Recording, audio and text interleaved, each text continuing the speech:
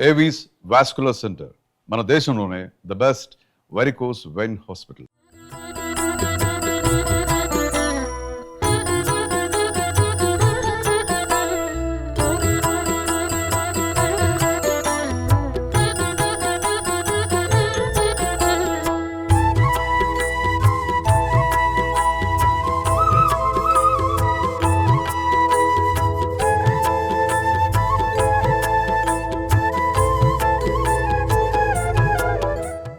Dasara special ఎపిసోడ్కి స్వాగతం. నమస్తే రమగారు, దసరా శుభాకాంక్షలు. నమస్తే జయ, దసరా శుభాకాంక్షలు. సుమన్ టీవీ ప్రేక్షకులందరికీ దసరా శుభాకాంక్షలు. రమగారు, దసరా అంటే ఎక్కువ రోజులు, దాదాపు ఈ సంవత్సరం అయితే 11 రోజులు జరుపుకునే పండుగ కదండి. ఎప్పుడు కూడా మనము 10 రోజులు చేసుకుంటాం. 9 నవరాత్రులు, 10వ రోజు విజయదశమి కింద. ఈ సంవత్సరం మాత్రం 11 రోజులు వచ్చినాయి. మనం సుమన్ టీవీ ప్రేక్షకుల కోసం 11 రోజులు ఏ రోజు విశిష్టత ఆ రోజు, ఏ రోజు అలంకరణ, నైవేద్యాలు, తర్వాత మనం పాటించాల్సిన నియమాలు ప్రతిదీ కూడా మీలాంటి గెస్టులందరితో ఏ రోజుకి ఆ రోజు విడివిడిగా చేయించుతున్నాను రమ్మగారు. అందులో భాగంగా మొదటిగా ఈరోజు దసరాకి సంబంధించి పూర్తిగా ఈ 10 రోజులు పాటించాల్సిన నియమాలు, దసరా యొక్క విశిష్టత ఒక్కసారి మాట్లాడుకుందాం. మనకు పండుగలే ఎక్కువ. పండుగల్లో పెద్ద పండుగ సంక్రాంతి అయినా ఎక్కువ రోజులు జరుపుకునే పండుగ దసరా. తొలి రోజు నుంచి 10వ రోజు దాకా మనం విశేషంగా చేసుకుంటాం. దేవాలయాల్లో విశేషంగా జరుపుతారు. ప్రాంతాల వారీగా ఇంచుమించు భారతదేశం అంతా కూడా ఈ దసరా శరన్నవరాత్రులు విశేషంగా జరుపుకుంటారు. మన ప్రాంతం అంతా మనం అమ్మవారిని పూజించుకుంటాము. బొమ్మల కొలువులు అవి మనం పెట్టం, కానీ తమిళనాడు అంతా ఆ పక్కనంతా బొమ్మల కొలువులు పెట్టడం దసరాకి పెడతారండి. దసరాల్లో ఈ అమ్మవార్ల అలంకరణ విశేషంగా నవదుర్గలు అట్లా. మళ్ళీ ఈ పూజా విధానం కూడా ప్రాంతాల వారీగా చిన్న చిన్న తేడాలతోటి అంతా శక్తి పూజా విధానమే. సాత్వికమైన శక్తి పూజనం. మన ప్రాంతంలో అమ్మవారికి ఒక్కొక్క అవతారం వేస్తాం. కనకదుర్గ ఆలయంలో మన విజయవాడ ఇంద్రకీలాద్రి కనకదుర్గ అమ్మవారి దేవస్థానంలో అమ్మవారికి రోజుకొక అలంకారం చొప్పున చేస్తారు. దసరా అవతారాలు అని. అక్కడి నుంచి మన శ్రీశైలంలో అమ్మవారి నవదుర్గా స్వరూపంలో చూస్తారు. అక్కడి నుంచి శృంగేరి పీఠాలు ఆ ప్రాంతం అంతా ఏం చేస్తారు, మాతలు వాళ్ళది వేరు, సప్తమాతృకలు. ఓకే, వాళ్ళది ఒక ప్రత్యేకమైన విధానం. కానీ అన్ని చోట్ల అమ్మవారిని పూజించటమే ఇక్కడ కనపడుతుంది. మన బెంగాల్ ఆ వైపు అంతా కూడా దుర్గా పూజ. మనము ఈ రోజుకొక అలంకారం అని చేసుకుంటాం. అవును. బెంగాల్ వైపు మొత్తం అన్ని రోజులు దుర్గే, అంతా దుర్గా. వాళ్ళు కూడా ఇప్పుడు మనలాగానే 9 రోజులు 10 రోజులు చేస్తారు. మనలాగానే పూజా విధానాలు చిన్న తేడా, ప్రాంతాల వారి తేడాలు ఉంటాయి కదా. ఆ తేడాల ప్రకారం అయినా కూడా అమ్మవారి యొక్క స్వరూపాలనే వివిధ రూపాలలో వివిధ రకాలుగా ప్రాంతాల వారికి ఒక్కొక్క చోట ఉన్న దేవాలయాలు, తర్వాత ఆ ప్రాంతీయమైన ఆచారాలు, అక్కడ పూజా విధానం అట్లా అవలంబిస్తారు. కొన్ని చోట్లేమో చండీ పారాయణ చేస్తారు. నవచండీ సప్తశతి పారాయణము, చండీ పారాయణము.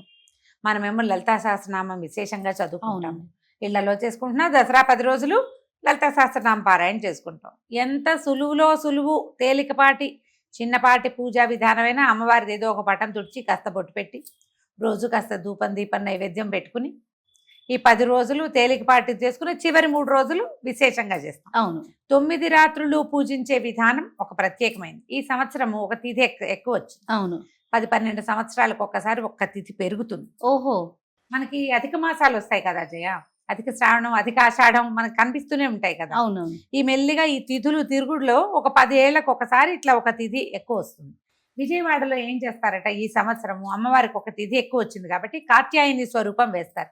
కాత్యాయని స్వరూపం మామూలుగా 10 రోజుల అవతారాల్లో నిరుడు ముందరేడు జ్ఞాపకం చేసుకుంటే లేదు, కాత్యాయని లేదు. ఈ సంవత్సరము తిథి ఇంకొకటి ఎక్కువ ఉంది కాబట్టి ఒక అవతారంగా కాత్యాయని స్వరూపాన్ని కూడా చేస్తారు. ఏ రోజు వేస్తారట రమ్మగారు? 4వ రోజు కాత్యాయని స్వరూపాన్ని వెలయిస్తారు. మామూలుగా 5వ రోజు, 5 అనగానే ఇంచుమించు పంచమి వచ్చేయాలి, లలితా పంచమిగా చెప్పుకుంటాం. అవునవును. కానీ ఈసారి 6వ రోజుగా వచ్చింది లలితా పంచమి. అందుకని 4వ రోజే కాత్యాయని స్వరూపం వేసి, 5వ రోజున మహాలక్ష్మి వేసి, 6వ రోజు కానీ పంచమి నాడు లలితా త్రిపుర సుందరి. మామూలుగా చూడు, మొదటి రోజునేమో బాలా త్రిపుర సుందరి వేస్తారు కదా. అవును. ఈ పంచమి నాడు లలితా త్రిపుర సుందరిని వేస్తారు. మొదటి రోజున వేసేది బాలా స్వరూపం, 9 ఏళ్ల బాలిక. 5వ రోజు వేసేది మహాలలిత, ఆవిడ పెద్ద లలితా స్వరూపం కనిపిస్తుంది మనకి. ఏమంటారు, పాశాంకుశాలు, తర్వాత ఏమో చెరుకు విల్లు పుష్పబాణాలు ధరించి ఉంటుంది కదా. ఆ అవతారాన్ని మనం 6 రోజులు లలితా పంచమి నాడు వేస్తారు. ఇప్పుడు ఇదేంటంటే మనం ఏదో ఒక దేవాలయ విధానాన్ని అవలంబిస్తాం, వారి వెనకాల వెళ్తాం. అవును. మన ఇంట్లోనే ఒక విధానం ఉందనుకో, ఆ విధానం ప్రకారం వెళ్తాం. లేదా ఏ గురువుగారు ఎవరన్నా మన చుట్టుపక్కల ఉన్న దేవస్థానాల్లో అమ్మవారిని స్వరూపం బోర్డో పెడతారు, ఇవాళ ఇది వేస్తాము ఇది వేస్తామని. కొన్ని న్యూస్ పేపర్స్లో ఇవాళ అవతారం ఫోటో వేసి రేపటి అవతారానికి ఏమిటి ఆవిడకి ఏం నివేదన పెట్టాలో కూడా కొన్ని న్యూస్ పేపర్లు కూడా ఇన్ఫర్మేషన్ ఇస్తాయి. మనకి బుక్స్ ఉన్నాయి కదా రమ్మగారు, ఆదివారం వచ్చేవి, వాటిలో ఈనాడు, కూడా ఇచ్చేస్తాయి. సాక్షి, ఆంధ్రజ్యోతి, ఇట్లా అన్ని బుక్స్ లో కూడా ఉమ్. మొత్తం అన్ని అవతారాలు, లైన్ గా నైవేద్యాలు, రంగు, కలరు, అన్ని పూర్తి కథను ఇచ్చేస్తారు. అదొక విధానం. ఉమ్. మన ఇళ్లలోనే ఏటా దసరా శరన్నవరాత్రి ఉత్సవాలు జరుపుకునే అలవాటు ఉంటే మన అలవాటుని ప్రకారం మన అలవాటైన విధానం, స్వరూపాన్ని వెలయించుకోవటం, అవతారాన్ని గురించిన పూజా విధానం మన ప్రకారం మనం చేస్తాం. లేదా Okay. ఏదో ఒక దేవాలయాన్ని అనుసరించి వెళ్తాం. ఇదేంటంటే పశుత్వం మీద దైవత్వం సాధించిన విజయం, రాక్షసత్వం మీద దైవం సాధించిన విజయం. ఎప్పుడు కూడా వెలుతురు వెనకాల చీకటి ఉంటుంది. ఖచ్చితంగా. ఏదైనా ఒక వ్యక్తి నిలబడితే అతడి నీడ లేకుండా ప్రపంచం నడవదు. ఉమ్. ఈ నీడలే రాక్షసత్వము, పశుత్వము. అలాంటి రాక్షసత్వాన్ని, పశుత్వాన్ని అమ్మ ఎట్లా జయించింది? ఈ 10 రోజుల వరసలో మనం రోజుకొక్క స్వరూపం చొప్పున చూస్తాం. అయితే ఇప్పుడు మనం చెప్పుకునే దసరా కథలన్నీ ఒకేసారి లైన్గా రోజుకొక రాక్షసుడిని చంపింది, సంహరించిందని చెప్పడానికి వీల్లేదు. రకరకాల వాట్లల్లో అంటే ఒకసారి ఒక యుగంలో జరిగింది, తర్వాత యుగంలో జరిగింది, ఆ తర్వాత యుగంలో జరిగింది, అన్నిటినీ క్రోడీకరించి 10 రోజుల్లో రోజుకొక స్వరూపం చొప్పున మనం చెప్పుకుంటాం. చివరి 3 రోజులు కొంతమంది ఏం చేస్తారు, ఈ మొదట అన్ని రోజులు చేయకుండా చివరి 3 రోజులు చేసుకుంటాం. త్రిరాత్ర వ్రతం అంటారు, 3 రాత్రుల వ్రతం. సప్తమి, అష్టమి, నవమి ఈ 3 రోజులు చేసుకుంటాం. మన ఇష్టం. మూలా నక్షత్రం నుంచి మొదలుపెట్టి 5 రోజులు చేసుకునేది కూడా ఉంటుంది. సరస్వతి దేవిని మూలా నక్షత్రం రోజున పూజిస్తాం. అవును. ఆ రోజు నుంచి మొదలు పెట్టుకుని ఒకవేళ సప్తమి నాడు వస్తే అది కూడా కలుస్తుంది అనమాట. సప్తమి, అష్టమి, నవమి, దశమి తర్వాత ఇంకా అక్కడికి పూర్తి చేసేసుకుంటాం. అమ్మవారిని కలశ స్థాపన చేయటం విశేషంగా ఎలా చేసుకోవచ్చు, ఒక కలశాన్ని స్థాపించి మొదటి రోజుని, ఆ రోజు నుంచి నిత్యం పూజా విధానం, 2 పూట్ల పూజ, తర్వాత కొంచెం శుభ్రంగా మడితోటి అవి ఇవి ముట్టుకుని అటు ఇటు వెళ్ళిపోకుండా అమ్మవారికే శ్రద్ధగా ఏదైనా ఆహారం పదార్థాన్ని ప్రసాదం తయారు చేసుకుని నివేదన చేసుకోవటం, షోడశోపచారాలు చేయటం అమ్మకి. ఈ ఉపచారాలు చేసి చక్కగా మనం వండిన నివేదనలు అమ్మవారికి నైవేద్యం పెట్టుకోవటం, ఏ ప్రసాదాన్ని మనం వండుతామో అది నివేదన చేసుకోవటం, తర్వాత ప్రసాద వినిమయం చేయటం, ప్రసాదాలు మిగిలిపోవటము, ఇవాళది రేపు తినటము, ఇవాళది రేపు ఇవ్వటము లాంటి పొరపాట్లు చేయకూడదు. చిన్న జాగ్రత్తలు వహిస్తే మామూలుగా మనకు ఒక భయం ఉంటుంది, అమ్మవారి జోలికి వెళ్తే నెత్తడి చేస్తుంది. అవునండి. ఊరుకోదని ఈ భయం ఎప్పుడూ ఉంటుంది. ఎవరమ్మైనా అలాగే ఉంటుంది కదా, అమ్మ ఒప్పుకోదన్న భయం మనకి ఎప్పుడూ ఉంటుంది. జాగ్రత్తగా చేయి, సరిగ్గా చేయాలి, క్రమశిక్షణతోటి చేయాలి. ఏటా ఒక విధానాన్ని అవలంబించటమే మంచిది. లేదా ఏటా ఒక గురువు గారినే ఫాలో అండి. గురుగారు ఈ సంవత్సరం ఏం చెప్తే అదే కథ. ఒక పీఠం, ఒక మఠాన్ని, ఒక దేవాలయాన్ని, ఒక పుస్తకాన్ని, ఒక పెద్దవారిని, ఎవరైతే అది ఆ విధానాన్నే పాటించాలి. ఇవాళ ఇక్కడిది రేపు ఇంకెక్కడదో అట్లా పెట్టుకోవద్దు. అదేదో వెరైటీగా లాంటి భావాలలోకి వెళ్ళబోకండి. పూజా విధానం ఏంటంటే మనం ఇప్పుడు చేసేదంతా ఏం చేయాలి, సాత్విక ఆరాధన, విగ్రహారాధన. ఒక స్వరూపాన్ని చూస్తూ ఆమె మీద దృష్టి నిలిపి ఆమెకి ఈ ఫలానా రకమైన ఉపచారాలు సమర్పించి ఇంత నివేదనని ఇచ్చి ఆమె మనని కాపాడుతుందని నమ్మి పూజ చేస్తాం. అవునండి. ఇప్పుడు ఏటా క్రమంగా ఏమవుతుంది, ఆ స్వరూపం అక్కడ లేకపోయినా విధానం అదే ఉంటుంది. ఖచ్చితంగా మనం అదే ఇప్పుడు విగ్రహారాధన ఎందుకు మొదలు పెట్టించారు, అసలు మన చేత మనకి ఇంత స్వరూపం లేకపోయినా పర్వాలేదు, దృష్టి నిలవాలి మనకి. ముందేమో రకరకాల కోరికలతోటి ఏవో చెప్పుకుంటాం, ధర్మార్థ కామమోక్ష చతుర్విధ ఫల పురుషార్థ సిద్ధ్యర్థం, మనోవాంఛాఫల సిద్ధ్యర్థం, కుమారయోహ సర్వతోముఖాభివృద్ధ్యర్థం, అంతే కదా. కుమారులకు పెళ్లిళ్ళు కావాలి, వివాహ సిద్ధ్యర్థం, సత్సంతాన శుభఫలాభాప్త్యర్థం, ఎన్ని చెప్పుకుంటాం. ఇవన్నీ కోరుకుంటారు, మానవ సహజమైనవి. ఒక విధానంతో వెళ్తూ ఇవి కోరుకునే స్థితి నుంచి క్రమంగా ఇవేవి నాకు అక్కర్లేదనే స్థితికి మనని ప్రయాణం చేయిస్తుంది ఆ స్వరూపం. అందుకని ఎప్పుడు ఒకే రకపు విధానంలో వెళ్తుంటే క్రమంగా స్వరూపం లేకపోయినా మన దృష్టి నిలబడుతుంది, మన ఆలోచనలకి సక్రమమైన మార్గం వస్తుంది. కాబట్టి మనం ఎప్పుడు ఇలాంటి విధానాన్ని అవలంబించాలి. దాంతో పాటుగా రమ్మగారు భవిష్యత్ తరాలకి మనం అందించేది అదే కదా. మనం మన పూర్వీకుల నుంచి, మన పెద్దల నుంచి మనం నేర్చుకున్నాం. ఒకటే విధానాన్ని మనం పాటిస్తూ ముందుకు వెళ్తే తర్వాత జనరేషన్ కి ఇది ఈ పద్ధతి అనేది అలా ముందుకు సాగిపోతూ ఉంటుంది కదండి. అవును, కాలం రకరకాలుగా మారిపోతుంది. అన్నీ మారచ్చు, కానీ కొన్ని మారకూడదు. కొన్ని అందులో పద్ధతులు పూజా మార్చుకో- విధానాలు, మన సంస్కృతి సాంప్రదాయాలు, మన బేసిక్ విధానము మారకుండా ఉండాలి. మీరు బొమ్మలు పెట్టుకోవచ్చు చక్కగా, రోజు కుమారి పూజ చేసుకోవచ్చు. ప్రతిరోజు ఒక్కొక్క బాలిక చొప్పున 9 రోజులు 9 మంది బాలికల్ని పూజించుకోవచ్చు, లేదా ఒకే రోజు కుమారి పూజ పెట్టుకోవచ్చు. రమ్మగారు పూజా విధానం ఏ విధంగా చేసుకోవాలంటారు? ఇప్పుడు ఎంత పెద్దదైనా చేసుకోవచ్చు. అంటే జయ. ఎక్కువ రోజులు ఉన్న విధానం కదా రమ్మగారు. ఉమ్. ప్రతిరోజు తల స్నానం చేసి దీపం పెట్టడం, ఉదయం సాయంత్రం పెట్టడం, ఇట్లా పాటించాలా? ప్రత్యేకమైన నియమాలు ఏమన్నా ఉన్నాయా అంటున్నా. నియమాలు 9 రోజులకి ఒకటే నియమం చేయాలి. మీరు 9 రోజులు, తొలి రోజు నుంచి 10వ రోజు దాకా పూజించి 11వ రోజున అపరాజిత పూజతోటి పరిసమాప్తం చేద్దాం, దీక్షలాగా తీసుకుందాము అంటే దీక్షా విధానం ప్రధానమైంది ఇందులో.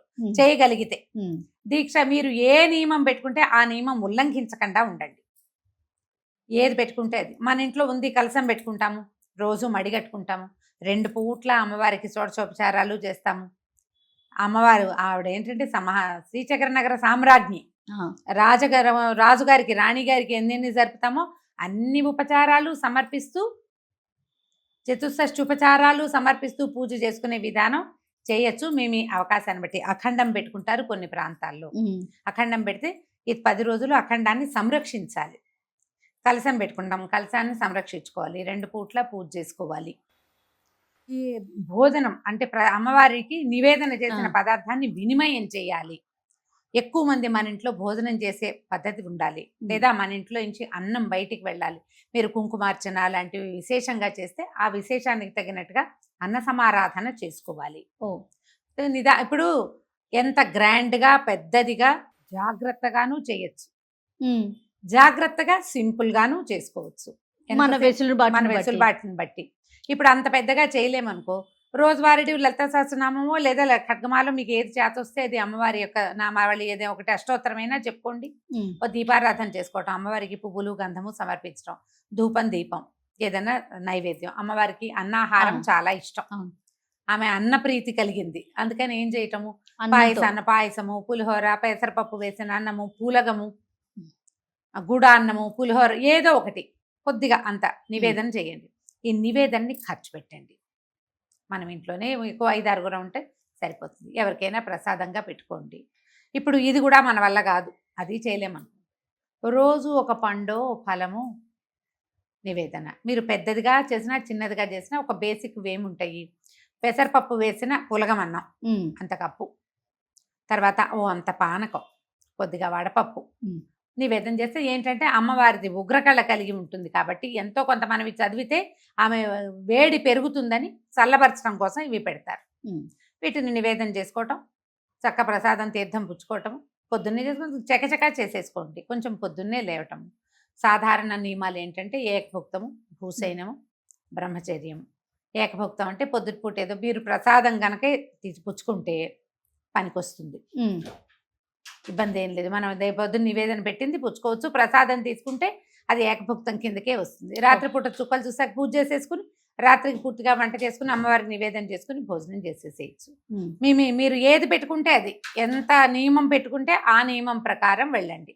తాంబూలం ఇవ్వటం లాంటి నియమం ఏమన్నా ఉంటుందండి? తప్పకుండా. ఈ దసరాలో ఏంటంటే దేవీ ప్రసన్నత ఎక్కువగా ఉంటుంది. మామూలుగా జయ మనకి శరత్కాలం, ఈ శరత్కాలపు చంద్రుడు అతి పెద్దవాడు. అవును కదా, శరత్కాలపు వెన్నెల చాలా చల్లగా ఉంటుంది, చంద్రుడు తెల్లగా ఉంటాడు. ఎందుకని, ఈ సీజన్లో శరత్కాలంలో చంద్రుడు భూమికి దగ్గరగా వస్తాడు. అప్పుడు అమ్మవారి యొక్క కరుణ మన మీద ఎక్కువగా ఉంటుంది. ఇలాంటప్పుడు మన ఇంటికి ఏ చిన్న పాపాయి వచ్చినా, ఒక ముత్తైదు వచ్చినా, ఒక కన్నెపిల్ల వచ్చినా, ఎవరైనా సరే దేవీ స్వరూపంగా భావించి ఓ బొట్టు కుంకుమ ఉంచి, కుదిరితే పసుపు పారాణి పెట్టగలిగారా మంచిది, లేదా బొట్టు అయినా పెట్టి ఒక పండో ఓ ఫలము, పువ్వులో, ఓ కొబ్బరికాయలో, అరటిపళ్ళలో, ఏవో సీజన్ అంతా చాలా రకాలు వస్తాయి. ఈ ఋతువులో పళ్ళు ఎక్కువ వస్తాయి. ఈ కాలంలో దొరికేటువంటి ఏ పండునైనా మీరు తాంబూలము వక్కలతో కలిపిస్తే మహత్తరం మంచిది. తాంబూలాలు అవి పెట్టుకోలేదు, పళ్ళు అయితే ఉన్నాయి, తప్పకుండా వచ్చిన వాళ్ళకి బొట్టు పెట్టండి, ఓ పండో ఫలమో చేతిలో పెట్టండి. ఇది నియమంగా. అంటే ఇప్పుడు మనం వరలక్ష్మి వ్రతాలు ఎట్లా చేస్తాం, శ్రావణ మాసంలో విశేషంగా లక్ష్మీదేవి వచ్చినట్టుగా ఇప్పుడు అమ్మవారి నడిచి వచ్చిందని భావించండి. ఎవరు వచ్చినా సరే బొట్టు కాటికా పెట్టకుండా పంపించద్దు. వాళ్ళకి బొట్టు ఇవ్వాలి, ఏదో ఒక పండో ఫలమో కాస్త ప్రసాదమో ఏదో ఒకటి చేతిలో పెట్టండి. ఇవన్నీ ఏం లేదు, ప్లస్లు పాజిటివ్ అంతే ఎనర్జీ అంతే మనసుని ప్రశాంతంగా ఉంచుకోవడం. ఉంచుకోవడానికి. అంతే దీంట్లో ఈ మళ్ళీ ఈ పండగ 10 రోజులు మీరు పూజ చేసినా చేయకపోయినా, పెద్దదిగా చేయకపోయినా కూడా ఈ 10 రోజులు పోట్లాడద్దు, మీరు పోట్లాడుకోకండి, దుర్భాషలు ఆడకండి. అత్తగారులు కోడళ్ళు కొట్టుకోవద్దు, తల్లులు పిల్లలు కొట్టుకోవద్దు, భార్యాభర్తలు కొట్టుకోవద్దు, తల్లులు పిల్లల్ని కేకలేయద్దు. ఎన్ని జాగ్రత్తలు వహించాలి. అవును పక్కింటి వాళ్ళతో వెనకింటి వాళ్ళతో కూడా పోరాడకండి. సాధ్యమైనంత ప్రశాంతంగా ఈ 10 రోజులు అమ్మవారు సుప్రసన్నంగా ఉండి వరాలు ఇవ్వడానికి సిద్ధంగా ఉంటుంది. ఆ వరాలు అందిపుచ్చుకోవటానికి ఆ. రెడీగా ఉండాలి. ఉండండి. చక్కగా మనం ప్రశాంతంగా ఉంటే ప్రశాంతత పెరుగుతుంది వాతావరణం అంతా ప్రశాంతంగా ఉంటుంది. కాబట్టి శ్రద్ధగా ఈ 10 రోజుల పండుగని సమాప్తం చేసుకోండి. మరొకసారి మరి ప్రేక్షకులందరికీ కూడా దసరా దసరా శుభాకాంక్షలు. శుభాకాంక్షలు.